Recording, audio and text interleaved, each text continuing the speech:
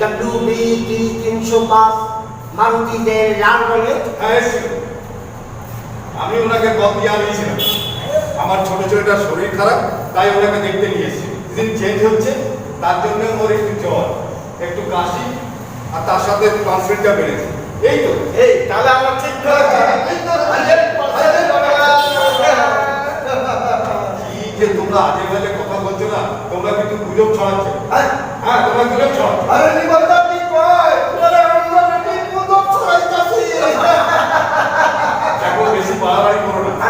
তোমরা যদি বাড়াবাড়ি করো, আমি কিন্তু পুলিশ ডাকতে বাধ্য হব। বাহ, তাহলে তো আমাদের কাজ হালকাই হয়ে গেল। করতেই হলো না। এই জয়টা আমার বড় কইতাছে ওই যে একটাছে। এখানে কি হচ্ছে? আজ লকডাউন, এখানে দরকার কিসের? তাছাড়া কখনো মুখে মাস্ক নেই, এখানে আড্ডা মারছো? স্যার, একটা কথা বলছিলাম, বলছিলাম কি ওই ওনার বাড়িতে করোনা রুগী আছে, আর ওই রুগী যাবে না ঘরের ভিতরে এখন গাইয়া লাগছে। নমস্কার স্যার। নমস্কার। ওনার বাড়িতে করোনা রোগী আছে, তুমি কি করে জানলে? মানে কালকে ডাক্তারবাবু এসেছিল, তাই। হ্যাঁ হ্যাঁ ডাক্তারবাবু এসেছিলেন তাই? আমি জানি, বিকালে ডাক্তার এসেছিলেন। আমি ডাক্তার নীলিমা ঘোষকে অনুরোধ করেছিলাম ওনার ছেলেকে দেখে যেতে, অ্যাপয়েন্টমেন্ট করে দিয়েছিলাম। তা আপনার ছেলে আছে কেন?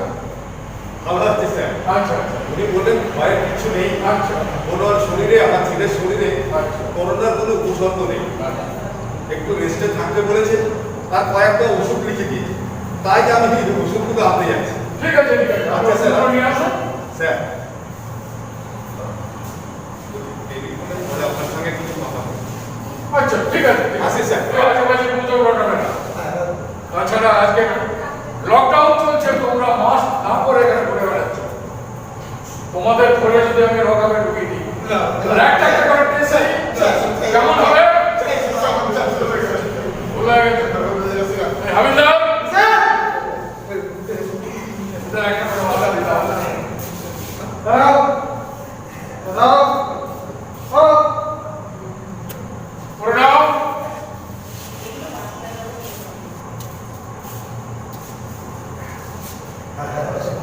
এই দাঁড়াও, দাঁড়াও, কান ধরো, কান ধরো, ওঠো বস করো,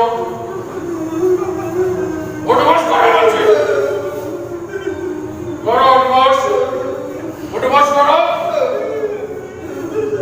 এইসব মানুষগুলো অযথা কতগুলো আতঙ্কের সৃষ্টি করে, গুজব ছড়ায়, কিন্তু আপনারা দয়া করে কেউ আতঙ্কিত হবেন না, গুজবের কান একদম দেবেন না।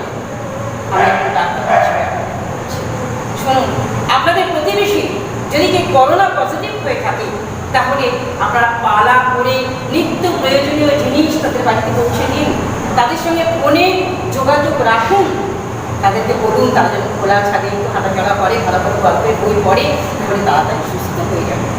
হ্যাঁ, আপনারা আমাকে প্রশ্ন করতেই পারেন যে এখন তো করোনার প্রকৃত ওষুধ বেরোয়নি, তবে কেন বেসরকারি হাসপাতালগুলো লক্ষ লক্ষ টাকা বিল করে তাদের শান্ত করে পথে বসিয়ে দিচ্ছে, নিজেকে ডাক্তার বলতে আজ ঘৃণা হচ্ছে।